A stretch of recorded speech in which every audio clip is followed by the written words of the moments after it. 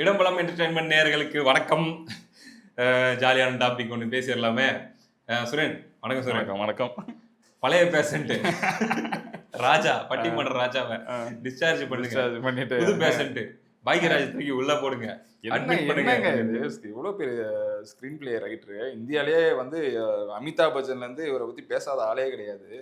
இவர் என்னங்க இப்படி லாக் ஆயிட்டு இருக்காரு? உண்மையை சொல்லணும்னா நான் ஆகட்டும் என் அண்ணன் ஆகட்டும் பயங்கரமான பாக்யராஜ் ஃபேன்ஸுங்க. இவ்வளோ படம் என்ன ஃபன்னு, என்ன டபுள் மீனிங் தேடி பார்ப்போம். டபுள் மீனிங்ன்றது இப்போ இல்ல, அது ஒரு காமெடி சென்ஸ்ல நான் சொல்றேன். With your wife you can enjoy that comedy. 18+ comedy தான் நிறைய இருக்கும். ஆனா நீங்க உங்க வைஃபோட என்ஜாய் அதை உட்கார்ந்து ரசிக்கலாம், சிரிக்கலாம், அவங்க ரியல் லைஃபோட கனெக்ட் பண்ணிக்கலாம். அப்படி இருக்கும். ஒரு மாதிரி ஆம்பளைங்க மட்டும் பாக்குற 18+ மாதிரி சில பேர் எடுப்பாங்கல்ல, இருக்காங்க. அது வந்து ஆபாசம். இது வந்து பாத்தீங்கன்னா இது டிஃப்ரெண்ட் ஜானர். ஓகேவா? முந்தானை முடிச்சு எடுத்துக்காங்க. எல்லா படத்துலயுமே இருக்குங்க. ஒரு படத்துல எனக்கு இன்னும் செம்மையா படம் பேர் டக்குன்னு மறந்து போச்சு. கல்யாணம். அவர் வந்து பாத்தீங்கன்னா அன்எஜுகேட்டடா ஒரு பயங்கரமா முரட்டத்தனமா வேலை பண்ணிட்டு ஒரு ஆளு. அவர் ஒரு படிச்ச பொண்ணை கல்யாணம் பண்ணிப்பாரு. அந்த பொண்ணு வந்து ஃபர்ஸ்ட் நைட் ரூம் ஃபுல்லா டெக்கரேஷன் பண்ணிருப்பாங்கல்ல, அதுல அந்த மல்லிப்பூவே வச்சு அந்த பெட்டு மேல முரட்டு மச்சான் முதல் இரவு அப்படின்ட்டு எழுதி வச்சிருக்கோம். நம்மளால உள்ள போவாரு. முடியற ஸ்டேஜ்ல ஒரு சீன் ஒண்ணு வச்சிருப்பாருங்க. முடிஞ்சிருச்சு அப்படின்றத ரெப்ரசென்ட் பண்றதுக்கு வரட்டு மச்சானா கொடூரம். இது எப்படி கேமரால சொல்றதுன்னு தெரியல, எத்தனை பேர் நோட் பண்ணாங்கன்னு தெரியல. எப்படின்னா பொதுவா ஃபர்ஸ்ட் நைட் சீன் படத்துல வைக்கிறாங்கன்னா ஏதாச்சும் வெண்ணிலாடை மோட்டி மாதிரி உங்களுக்கு ரிப்ளை பண்ணும். என்னது இது? ஏதாச்சும் ரோஸோ மானோ ஏதாச்சும் அப்படி இப்படி காட்டுவாங்க. ரேப் சீனுக்குலாம் அந்த மாதிரி வரும். முதலிரவு சீனுக்கு வேற ஏதாச்சும் ஒண்ணு வரும் இல்லையா? இதுல முதலிரவு எல்லாம் ஆரம்பிக்கிறாங்க. லைட் ஆஃப் பண்ணி ஆன் பண்ணி விடிஞ்சிருச்சுன்னு காட்டுற போது ஒரு கிணறு பக்கத்துல பம்ப் செட் பக்கத்துல ஒரு பைப்பு, அந்த பைப்ல 3 தடவை தண்ணி மட்டும் அடிக்கும். கன்வே பண்ணிட்டாரு. சிரிச்சு நானே என்னடா இருந்தாலும் இப்படி டீடைலிங் அப்படின்ட்டு அப்படி ஒரு மாதிரியான ஆளு. இல்ல எவ்வளவு படங்கள்ல எவ்வளவு சூப்பரான மூவிஸ் தான் இருக்கு. ஒரு மாதிரியான ஆளுங்க. ஆனா ரொம்ப பிடிக்கும் எனக்கும் சரி அண்ணனுக்கும் சரி. தேடி பார்ப்போம் பாக்யராஜ் படம். ஸோ அஸ் அ ஃபில்ம் மேக்கரா, அஸ் அ ஸ்கிரீன் பிளே ரைட்டரா இப்பயுமே ஃபேவரட்டு. நான் சென்னைக்கு வந்தப்போ நான் வந்த உடனே சொல்லிட்டேன், என்னைக்காச்சும் ஒரு நாள் பாக்யராஜ் சார்கிட்ட கூட்டு போங்க. நான் உட்காந்து ஒரு 2-3 மணி நேரம் எப்படி ஒரு சீனியை அவர் யோசிச்சு கன்சீவ் பண்ணாரு, எப்படி அதை இப்படி பண்ணணும்னு யோசிச்சிருப்பாருன்ட்டு அவர்கிட்ட உட்காந்து கேட்கணும்னு எனக்கு ஆசை. நான் நினைக்கிறேன் தொடர்ந்து இப்போ கூட 50 years ஆஃப் பாக்யராஜ்னு சொல்லி ப்ரோக்ராம்லாம் பண்ணி இவ்வளோ பேர் வாழ்த்துனாங்க. எப்பவுமே சொல்லுவாங்க நல்லது நடக்கும்போது திருஷ்டியும் சேர்ந்து வந்து அட்டாக் பண்ணணும்னு. நல்லா பேசியிருந்தாங்க. இந்த இஷ்யூ வந்ததுக்கப்புறம் எல்லாம் நெகட்டிவிட்டி ஸ்ப்ரெட் பண்ண ஆரம்பிச்சிட்டாங்க நான் நினைக்கிறேன். தெலுங்கு தேசத்துல போயிருக்காரு. அதாவது ஆந்திராலேயோ தெலுங்கானாலேயோ ஒரு ஈவெண்ட் கம்யூனிட்டி ரிலேட்டட். அது அவர் ஒரு ஃபன்னா கூட பேசியிருக்கலாம். இல்ல நான் என்ன பேசினாருன்னு சொல்லிடுறேன். தெலுங்குல பேசியிருக்காரு. நமக்கு பாலகிருஷ்ணா படம் பார்த்து தெலுங்கு கொஞ்சம் புரியும், உங்களுக்கு தெரியும். அதனால கொஞ்சம் அவர் பேசும்போது நமக்கு புரிஞ்சிருச்சு. அவர் என்ன சொல்றாருன்னா, நான் அவங்க கம்யூனிட்டியுடைய மாநாடு மாதிரி தான் அது. அவர் அந்த கம்யூனிட்டினே நமக்கு தெரியாது. ஓகேவா? அப்போ அவர் அந்த மாநாடுல என்ன பேசுறாருன்னா, நான் சின்ன வயசுல இருக்கும்போது எங்க அம்மம்மா மேபி பாட்டியா இருக்கலாம் சம்படி, அவங்க என்ன சொல்லுவாங்கன்னா, நான் எதனா தப்பு பண்ணும் போதெல்லாம் ஏடா இது ஒரு கம்மா நாயுடு பண்ற வேலையா, அடுத்து திருப்பி நான் வேற ஏதாச்சும் மிஸ்டேக் பண்றேன்னா ஒரு இந்த நாயுடு இந்த கம்மா குளத்துல பிறந்துட்டு இப்படி பண்ணலாமா அப்படின்னு சொல்லுவாங்க. உன் புத்தி ஏன் இப்படி இருக்குது அப்படின்ற மாதிரிலாம் சொல்லுவாங்க. எனக்கு அப்ப ஏன் அப்படி சொல்றாங்கன்னு புரியாது. ஆனா நான் வளர்ந்ததுக்கு அப்புறம் தான் புரியுது. கம்மா நாயுடுனா ஒரு மரியாதை, கம்மா நாயுடுனா அப்படி ஒரு இமேஜ். ஸோ அதை வந்து நாம வந்து காப்பாத்திக்கலன்றது தான் எங்க பாட்டி வந்து என்ன சொல்லி வந்து குத்தி காட்டி திட்டிருக்காங்க. நாயுடு ஸ்டாண்டர்ட்ல இல்ல ஒரு செயல் அப்படின்னு சொல்லி பேசியிருக்காங்க. அவர் பேசியிருக்காரு. ஸோ இது வந்து இந்த இப்ப வந்து ஒரு பெரிய அளவுல ஒரு கிரிட்டிசிசமா அந்த கம்மா நாயுடு ஈவெண்ட் அதெல்லாம் அதை பத்தி பேசுறது ஏன் இவ்வளோ ஒரு பெரிய, அதாவது இன்டைரக்ட்லி நானும் யோசிச்சேன்.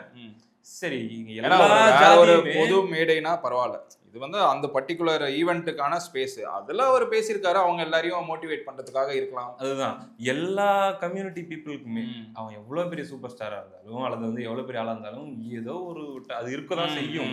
அதுதான் சொல்றேன், பிளட் இஸ் திக்கர் தென் வாட்டர் அப்படின்றது.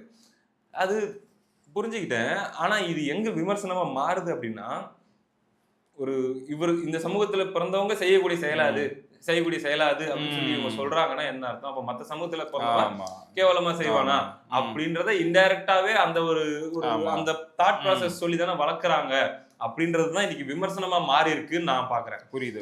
அது சரி தப்பு அப்படிங்கிறது வந்து மக்கள் பார்வைக்கு நான் விட்டுறேன். அவர் சொன்ன செய்தி இது. ஏன்னா இது வந்து என்டர்டைன்மெண்ட் சேனல் என்பது நான் பாலிடிக்ஸ் பேசுறேன். எனக்கு 1008 பொலிட்டிக்கல் இது இருக்கும், எனக்கு ஒரு பார்வை இருக்கும். இந்த இடத்துல அவர் இதுதான் சொல்லியிருக்காரு. இதை விமர்சன பார்வை இப்படி பாக்குறாங்க. இப்போ ஜஸ்டிபிகேஷன் பண்றவங்க ஏங்க அவங்க கம்யூனிட்டி பத்தி பேசியிருக்காங்க, வேற ஏதாச்சும் கம்யூனிட்டியோட பேரை சொல்லி அசிங்கமா பேசியிருந்தாலும் தப்பா பேசியிருந்தாலும் குறை சொல்லலாம் அப்படின்னு சொல்லுவாங்க. பட் ஓவராலா பெருசா சர்ச்சைகள்ல, குறிப்பா இந்த மாதிரியான சர்ச்சைகள்ல சிக்காத பாக்யராஜ், எப்பயுமே இப்படி பார்க்கப்பட்ட பாக்யராஜ், சமீபத்துல கூட அவருக்கு பாராட்டு விழா, எவ்வளவு பேர் பாராட்டு, லெஜெண்ட் கொண்டாடப்பட்ட பாக்யராஜுக்கு மேல இப்படி ஒரு விமர்சனத்துக்குள்ள வந்து மாட்டிக்கிட்டாரு அப்படின்னு பெரிய ஃபேன் பேசிக்கலி.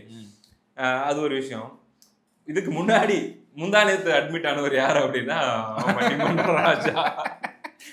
நான் ஒரு ஸ்கூல்ல டீச்சரா வேலை காமா இருக்கிறவர் போயிட்டு கோமாங்கிறீங்களீங்க அந்த மாதிரி. நான் ஒரு ஸ்கூல்ல டீச்சரா வேலை செஞ்சுட்டு இருக்கும்போது தருமபுரியில சாலமன் பாப்பையா, ராஜா, அப்புறம் இன்னும் ஒரு லேடி டீமா வந்திருந்தாங்க. பட்டிமன்றம் நடத்துனாங்க. சில்ட்ரன்ஸ் டேக்கோ டீச்சர்ஸ் டேக்கோ ஏதோ நடத்துனாங்க. அப்பதான் அவங்க எல்லாம் பார்த்தேன். ஒரு மாதிரி ஜாலியா போச்சுன்னு வைங்க. மேட்டர் என்ன அப்படின்னா, இவரு வெளிநாட்டுக்கு போயிருக்காரு, யூஎஸ் போயிருக்காரு. சாப்பாடு ஏதோ எடுத்து வந்து கொடுத்தாங்களா வீட்டுல இருந்து. அவர் சொன்னட்டோன்னு அந்த அம்மா என்ன சொன்னாங்கன்னு முதல்ல கேட்பான். ஒரு லேடி இட்டு வந்து சாப்பாடு கொடுக்குறாங்க, வீட்டு சாப்பாடுன்னு சொல்லி. சாப்பாடை தொடுவதற்கு முன், சாப்பாடை சாப்பிடுவதற்கு முன், நீங்க செட்டியாரா, நீங்க என்ன ஊருன்னு கேட்டாராம். இல்ல அவர் என்ன கேட்டிருக்காராம், இது செட்டிநாடான்னு கேட்டிருக்காராம் அப்படின்னு அவர் விளக்கம் கொடுக்குறாருங்க. எந்த ஊரு நீங்க, நம்ம ஊர்ல தமிழ்நாட்டுல எந்த பக்கம் அப்படின்னு கேட்கும்போது அவங்க காரைக்குடி அப்படின்னு சொல்லியிருக்காங்க. சொன்ன உடனே நீங்க செட்டியாரா அப்படின்னு சொல்லி கேட்டாரு. எனக்கு வந்து அருவருப்பாயிருச்சு, வெளியே போய் எனக்கு வாமிட்டே வந்துருச்சு. இப்படி ஒரு காஸ்டியஸ்ட் மைண்ட் செட்டோட இருக்காருன்ட்டு அவங்க யூஎஸ்ல இருக்காங்க போஸ்ட் போட்டிருந்தாங்க. அது பயங்கரமா ஸ்ப்ரெட் ஆகி போட்டு அடின்னு அடிச்சாங்க. குறிப்பா திராவிடியன் ஐடியாலஜி பேசக்கூடியவங்களே அடிச்சாங்க. அவர் பாவம் சன் டிவி செட் ப்ராப்பர்ட்டி காலங்காலமா. ஆனா அந்த ஐடியாலஜி பேசக்கூடியவங்களும் அடிச்சாங்க. இப்போ பாக்யராஜ் அவர்களை அந்த விஷயத்த வந்து பேசாமே அப்படியே எப்படி ஸ்கிப் பண்ணிட்டு போறாங்க. பட் இவரை போட்டு பயங்கரமா அட்டாக் பண்ணாங்க. அதுக்கப்புறம் அவர் பதறி போயிட்டு வந்து, ஐயோ நான் காரைக்குடின்னு அவங்க சொன்னாங்க, இந்த செட்டிநாடு உணவுலாம் நல்லா டேஸ்டா இருக்கும், அதனால செட்டிநாடா அப்படின்னு நான் கேட்டேங்க. இப்ப எப்படி சைனீஸா நம்ம சாப்பாடு சைனாக்காரங்கிறியா நீ அந்த மாதிரி கொடுத்துட்டு வர ரெசிபி இது என்ன குசைன் அப்படின்னு கேட்கறதுக்காக நான் கேட்டேங்க அப்படிங்கிற மீனிங்ல அவரு விளக்கம் கொடுக்குறாரு. அந்த வீடியோல வருத்தத்தோட அந்த வீடியோ போடுறாரு. ஏன்னா பயங்கர வருஷமா மீடியால இருந்து எந்த ஒரு கெட்ட பேரும் இல்லாம, ராஜானாலே ஒரு ஜாலியான ஆள்பா, ஒரு மாதிரி காமெடியா படங்கள்ல எவ்வளவு பட்டிமன்றங்கள் ரொம்ப நல்லா இருக்கும், ஃபன்னியா இருக்கும். ஆமா, அப்படிங்கிற இமேஜ் தானே. அதே மாதிரி பட்டிமன்றத்துல பேசுறவங்க எல்லாம் பயங்கரமான சிந்தனையாளர்கள், பயங்கர முற்போக்கா இருப்பாங்க, பெருந்தன்மையா யோசிப்பாங்கன்னு ஒரு இமேஜ் இருக்குல்ல. வாழ்றதுக்கு எப்படி, குடும்பத்தோட சந்தோஷமா இருக்கிறது எப்படி, கணவன் மனைவி ஒற்றுமையாக இருப்பது எப்படி, பல டாபிக்ஸ், சமுதாயத்தில் நல்ல ஒரு இளைஞராக இருப்பது எப்படின்லாம் சொல்லக்கூடிய இவங்க எப்படி பாரு இப்படி இருந்திருக்காங்கன்னு வந்ததை அவரால் தாங்கி முடியல. இல்லைங்க சத்தியமா நான் சொல்லலைங்கன்ட்டு அப்பயும் மீண்டும் அவங்க ஒரு பதிவு போடுறாங்க. இல்ல அவர் மறுக்கிறார், அவர் பொய் சொல்றாரு. அவருடைய மறுப்புக்கு இவங்க ஒரு மறுப்பு, அந்த சம்மந்தப்பட்ட பெண் அவர் அப்படிதான் கேட்டாரு அப்படின்னு சொல்லி. அதுக்கப்புறம் அதுக்கு பதிலாக நிறைய பேர் வந்து பதிவு போட ஆரம்பிச்சாங்க. நான் பல தடவை அவரை மீட் பண்ணிருக்கேன், எங்க ஊருக்கு வந்திருக்காரு, நாங்க அவரோட டைம் ஸ்பெண்ட் பண்ணிருக்கோம், எங்களுக்கு தெரியும், கண்டிப்பா இருக்கும், பழகினா உங்களுக்கு தெரியும். அது எப்பயுமே யார்ட்டையுமே அவர் கம்யூனிட்டி எல்லாம் கேட்டு நாங்க பார்த்ததே இல்லை. அதனால வந்து இது சரியா தப்பா புரிஞ்சிருக்கலாம், ஏதோ ஒரு கம்யூனிகேஷன் எரர் அப்படின்னு சொல்றாங்க. கடைசியில அவரை காப்பாத்துறதுக்காக அவரே வர வேண்டியதாயிருச்சு. யாரு? பாப்பையா என்ன கண்ணு வந்துட்டாருங்க. வந்துட்டு பேசிட்டாரு. 1000 முறை நான் சத்தியம் பண்ணி சொல்லுவேன், ராஜா அப்படிப்பட்ட ஆளு இல்லை. கம்யூனிட்டி யாரு என்ன ஏது அவங்க சாப்பாட்டுல கை வைப்பாரு, அந்த மாதிரி கேரக்டர்லாம் இல்லைங்க. அவர் மேல இந்த ஏஜ்ல இத்தனை வருஷம் கழிச்சு அவர் மேல இப்படி ஒரு கரையை பூசாருன்னு சாலமன் பாப்பையாவே வந்து சொல்லியிருக்காரு, ரெஸ்கியூ பண்ணிட்டாரு. ஆமா, இது ஓடிட்டு இருந்த டைம்ல தான் பாக்யராஜ் டாபிக் வந்துருச்சு. இப்ப என்ன ஐசியூல பாலிமர் இப்படி கொளுத்தி போட்டாப்ல. எல்லாரும் ராஜாவை மட்டும் பேசுனீங்க, பாக்யராஜா யாருமே கேட்க மாட்டேங்கிறீங்களே. இன்னொரு பேஷண்ட் வந்து அப்ப இவர் தமிழர் என்பதால் இவரை நீங்க பேசுறீங்க, அவர் வந்து மாற்று மொழி அப்படிங்கறதுனால வந்து மூடி மறைக்கிறீங்களான்னு ஒரு கேள்வி. இது தமிழ் நேஷனலிசம் பேசக்கூடியவங்களும் நிறைய பேர் இந்த ஏன் இதை மட்டும் நீ ஹைலைட் பண்ணி பேசுறீங்க, இது ஏன் பேச மாட்டேங்கிறன்னு கேட்டுட்டு இருக்காங்க. ஸோ நான் முன்னாடியே சொன்ன மாதிரி இது அரசியல் சேனல் இல்லைன்றதுனால நான் டீப்பா போல. ஒரே ஒரு சின்ன அரசியல் மட்டும் தான், தொட்டுக்கிற ஊருகா மாதிரி. பண்ணுங்க. ராஜா கேட்டாரு, பாக்யராஜ் சொன்னாருங்கிறத தாண்டி ஒசூர்ல இருந்து ஒருத்தர் போனாருங்க, ஒரு பெரிய மனுஷன். ஓகேவா, தாத்தா போயிட்டு எங்க நம்முடைய மாண்புமிகு முதலமைச்சரை சந்திக்கிறாரு. அறிவாலயத்திலயோ அவருடைய வீட்லயோ. போகும்போது அவர் மூத்த உடன்பிறப்பு பழகுது பல வருஷமா. ஒசூரண்ணா நாங்க அப்படின்ட்டு அந்த கன்னடா டோன்ல சொல்றாரு, ஒசூர்ல இருந்து வரேன்ட்டு. கேட்ட அடுத்த செகண்ட் எங்காலு கவுடாவா. அந்த வீடியோ இப்ப இவங்க 2 பேர் மேட்டர் வெளியே வந்து விட்டு அது வைரல் ஆகுது.